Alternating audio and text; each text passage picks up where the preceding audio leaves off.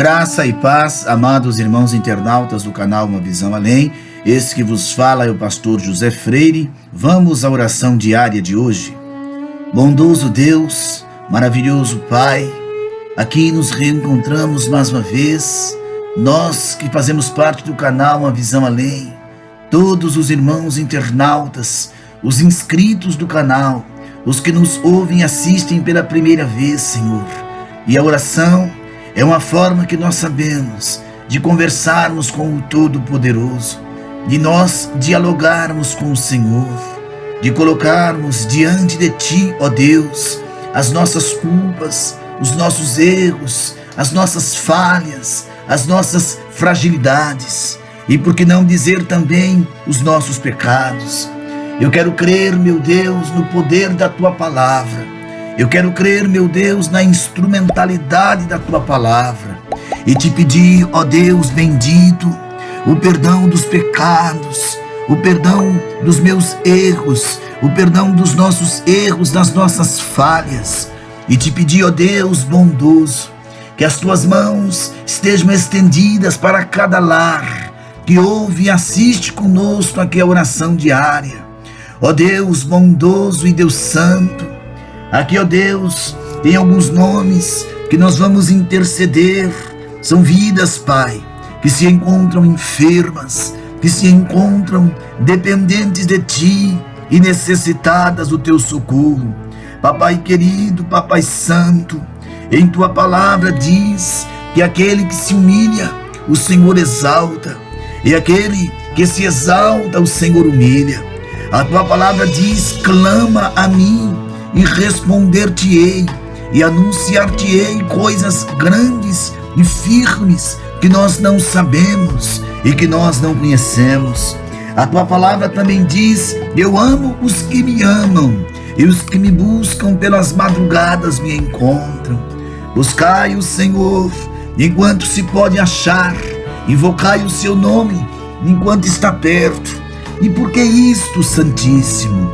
Porque o tempo que estamos vivendo é o tempo do fim, é o tempo, meu Deus, em que vemos o princípio das dores. Estamos vendo um mundo já pós-cristianismo. Vemos a Europa que nitidamente é um continente pós-cristão. Ó Deus, estamos caminhando para o tempo final, porque a rejeição ao Evangelho é grande. A multiplicação dos escândalos são grandes. A multiplicação do pecado, da mentira, do engano, do engodo é grande, meu Deus, é gigantesca.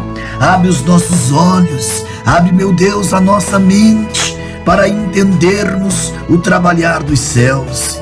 Ó Deus bendito, a Bíblia relata que algo está para acontecer, a manifestação de um governo único, a manifestação de um tirano mundial, de um imperador mundial, um ditador mundial, que é ante tudo que se diz Deus, é ante o Deus Pai, é ante o Deus Filho e é ante o Deus Espírito Santo.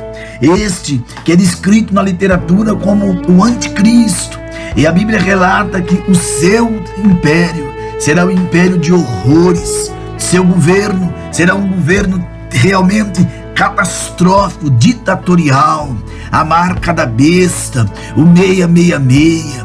Estamos vivendo um mundo digital, o dinheiro está se tornando digital, as transações financeiras digitais.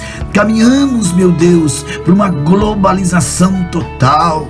Hoje, o mundo inteiro está conectado através da internet. Hoje os dados de todos os cidadãos do mundo estão armazenados em bancos e dados de bancos e de agências governamentais. Vivemos um período sombrio da história, mas é para o crente despertar, é para que o crente possa acordar, se colocar de pé, na posição de um servo, na posição de um adorador por excelência, para não sermos pegos de surpresa, para não sermos pegos, ó Deus, de qualquer maneira. Santíssimo Deus, Sua palavra diz: clama a mim, para nós clamarmos. O apóstolo Paulo diz que é para vivermos em constante oração, em constante intercessão, uma vida realmente, apoiada em Cristo. Desperta, meu Deus, acorda os que dormem, ó Pai, acorda aqueles que estão desapercebidos, desorientados, meu Pai. Eu sei que a cura de uma enfermidade é importante, eu sei que restauração de um lar é importante, abrir a porta de um emprego é importante, mas nada mais importante do que termos uma vida com Deus, do que termos a certeza de uma vida eterna. Quantos vivem o hoje? Quantos vivem o hoje, o agora? Quantos vivem, meu Deus, o agora, o momento atual? Quantos querem viver os prazeres desta vida, desfrutar das riquezas, desfrutar das orgias, da prostituição, das drogas, da bebedice? Meu Deus, mas o mundo passa rápido, a vida é como um conto ligeiro, logo vem a sepultura, mas a vida eterna, a morte não é o fim da história do homem, existe uma vida após morte, a chamada eternidade, tanto com Cristo como distante de Cristo. Por isso, meu Santíssimo, nos desperta para termos uma vida com Cristo, não somente para estarmos atrás de uma cura, de um milagre, de uma bênção, mas termos a nossa vida consagrada ao Todo-Poderoso, para um dia morarmos no céu. Ó Santíssimo, que este irmão, que esta irmã que nos ouve, que nos acompanha aqui no canal A Visão Além, ele entenda, ele compreenda, ela possa compreender que Jesus tem poder para curar, sim, ele tem. Que ele tem poder para libertar, para salvar, sim, ele tem. Mas ele não quer só isso, ele quer esta alma ao lado dele, ele quer que esta pessoa seja um servo caminhando para a vida eterna.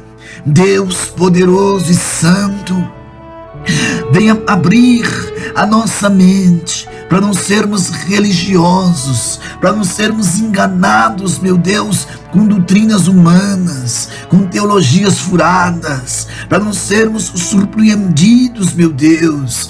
Oh, papai querido, o próprio apóstolo Paulo diz: eu não vivo mais, mas Cristo vive em mim. Meu Deus, quantos não querem rejeitar, renunciar o mundo para viver uma vida digna na presença do Senhor, uma vida, meu Deus, de concerto com Cristo, de intimidade com Deus. Por isso, nesta tarde, nesta noite, nesta madrugada, nesta manhã, não sei qual é a hora que esta pessoa vai acessar a oração diária, mas que o Senhor possa despertá-la, meu Deus, que este lar seja um lar abençoado, um lar onde Cristo reina, que este casamento seja um casamento onde Cristo reina, que esta família seja dominada pelo Senhor, que este pai seja um pai temente a Deus, que esta mãe seja uma mãe temente a Deus, que este filho seja um filho temente aos seus pais e temente a Deus. Senhor Jesus, neste instante eu repreendo esta opressão de demônios que oprimem esta pessoa, esta alma que é vítima de uma obra de magia, de bruxaria, que no nome de Jesus seja repreendido toda fúria,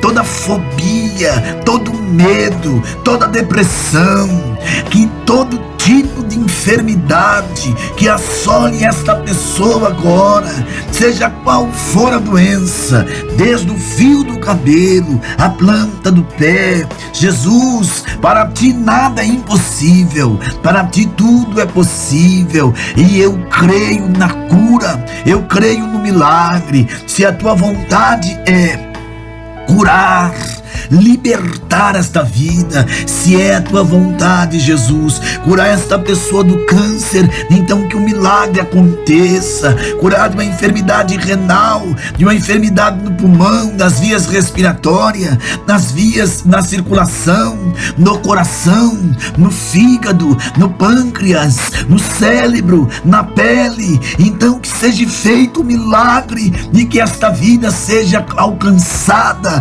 pela cura divina e pelo milagre, mas isso não é o principal. O principal é a alma segura em Cristo, aleluia. Senhor, este casamento em ruínas, este casamento prestes a ser destruído devido a um adultério, uma prostituição, restaura, meu Deus, as emoções, restaura este casal, liberando perdão de anos, para que possam viver até que a morte os separe. Meu Senhor da glória, todas as pessoas que aqui estão com nomes, Senhor, o Benjamin, o Marcelo ali no Buqueirão, na Praia Grande, o Marcelo, Senhor, ali na Vila Sônia, o irmão Genivaldo, a irmã Ruth, a irmã Graça, a irmã Mônica, o irmão Éver, a irmã Daiane, a irmã Lidiane, os irmãos lá, meu Deus, de Maceió, do estado de Alagoas, os irmãos lá do Recife, no estado do Pernambuco, os irmãos lá do Ceará, do estado do Ceará, aqueles que se encontram na Bahia, em Santa Catarina, no Rio Grande do Sul, no Paraná, na capital paulista, em São Paulo, a Adriane, a Cristiane, aqueles que estão em Minas Gerais, no Rio de Janeiro também, o Ricardo lá em Portugal, na Europa, o Paulo lá em Londres, na Inglaterra. São vidas que nós apresentamos a Ti.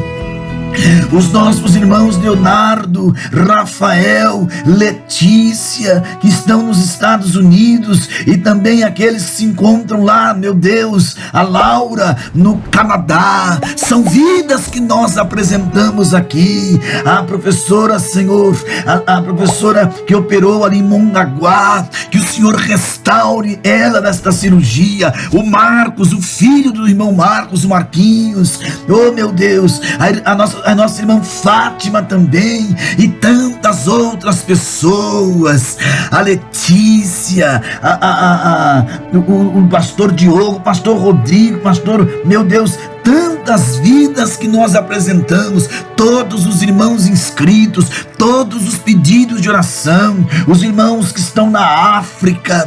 Deus Todo-Poderoso, faz coisas grandes do nosso meio. O Felipe, a Giovana, ó Deus, a Ariane, o Robson, Senhor Jesus, ali os irmãos do Guarujá, o Emerson, a irmã Edna e tantos outros aqui em São Vicente também, tantas vidas que conclamam. Então todos estão apresentados. Cura os enfermos que se apraz fazer-te, liberta os oprimidos se te apraz libertar, e aqueles que oram conosco, que as orações sejam respondidas pelo Senhor Deus Jeová. É o que nós pedimos na oração diária hoje, Jesus. Curas, bênçãos, mas a maior de todas é o nosso nome cravado no livro da vida, é sermos um salvo através da pessoa de Jesus Cristo.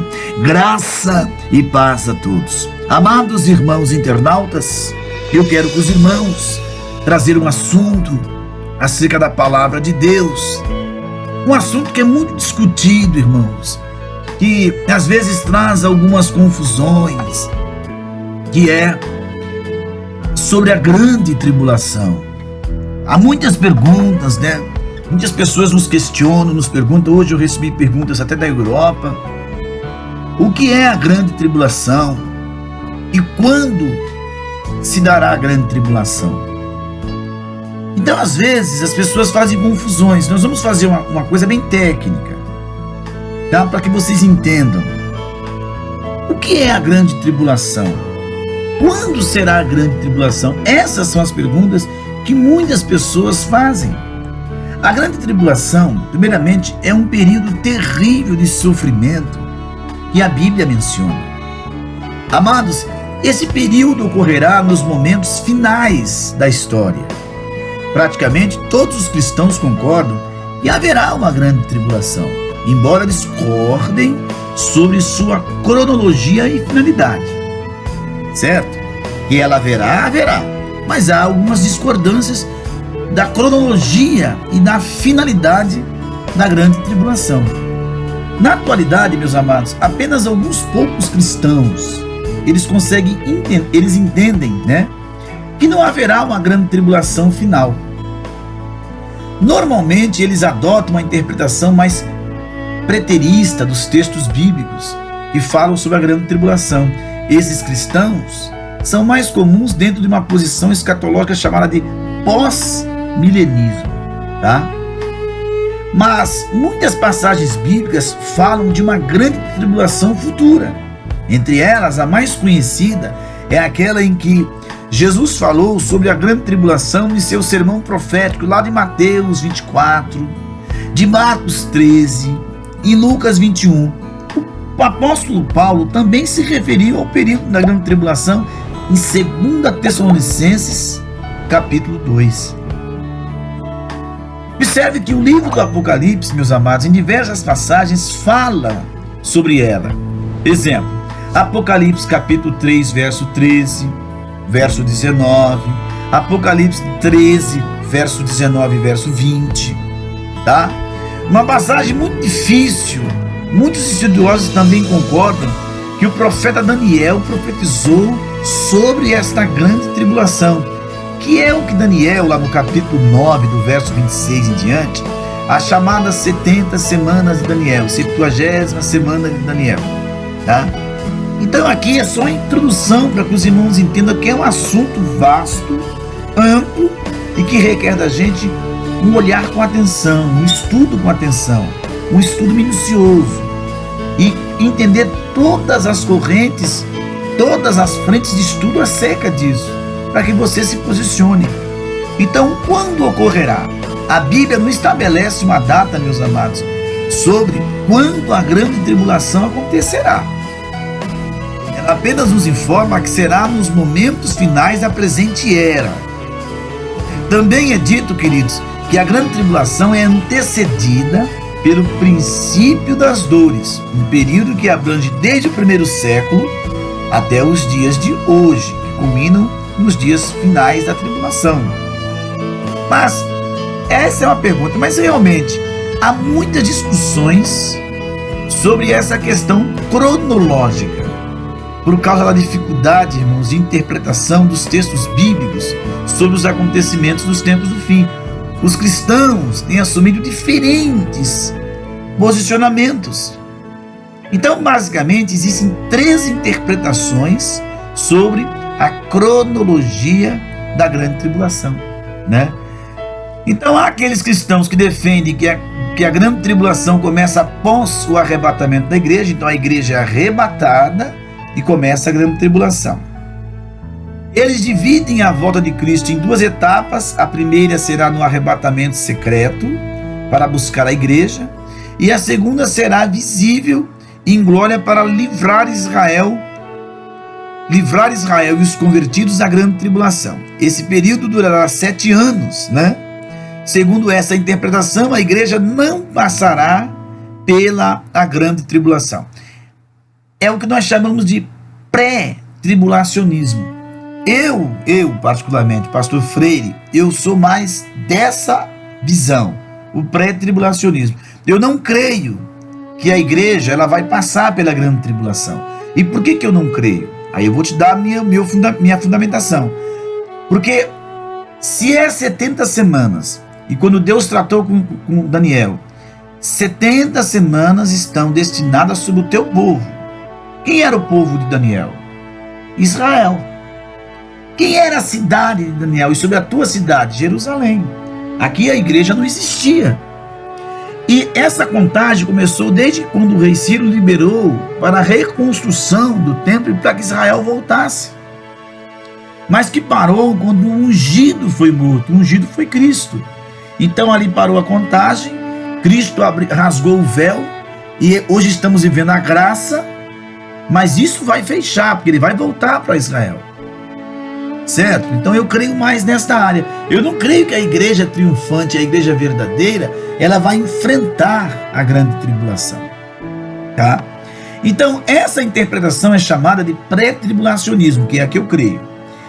E é uma interpretação mais recente do cristianismo. ela começou a ser ensinada de forma oficial somente após o século XIX, meus amados. Hoje ela representa o pensamento da maioria dos cristãos. Então, a maioria dos cristãos aceitam o pré-tribulacionismo. Mas eu não gosto de ficar só dando uma visão, eu gosto de dar as 3 escolas interpretativas para que você possa olhar, observar, estudar e se enquadrar numa delas. Independentemente de você ser pré-tribulacionismo, pós ou mid, o importante é que haverá a grande tribulação, ela é real, ela vai acontecer e que nós também seremos arrebatados. Então persevere na fé até o fim, tá bom?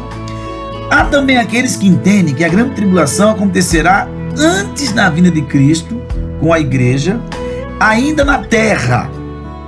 Essa interpretação, meus amados, é chamada de pós-tribulacionismo. Ela é a interpretação mais tradicional dentro do cristianismo histórico, tá bom? Antes do século XIX, a maioria esmagadora dos cristãos era pós-tribulacionista. Na atualidade, essa posição voltou a crescer, porque ela caiu em desuso por um tempo aí. E por fim, então nessa pós-tribulacionismo, o que é que eles pensam? A igreja de Cristo vai passar por todo o período da grande tribulação. Lembre-se que os 7 anos da grande tribulação, o governo é governo no mundo, que é o anticristo. Tem a marca da besta, e você vai ser obrigado a utilizar.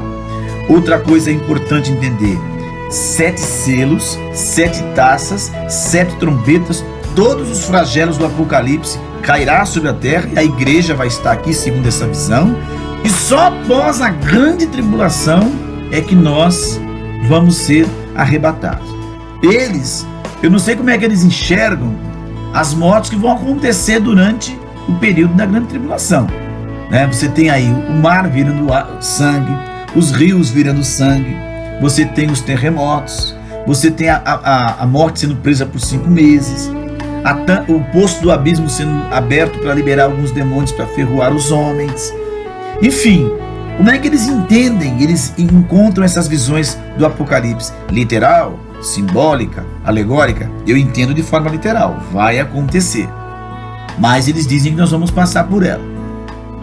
Então, por isso que o pré-tribulacionismo, a igreja é arrebatada antes da grande tribulação. O pós-tribulacionismo, a igreja pega toda a grande tribulação e só no final ela é arrebatada, tá bom? Mas existe uma outra corrente de estudos, o chamado mid-tribulacionismo. O que é isso? Por fim, há também os cristãos que entendem que há uma grande tribulação e começará antes da vinda de Cristo, mas que o arrebatamento acontecerá no meio dela. Lembre-se, né? É por isso que é chamado de mid-tribulacionismo.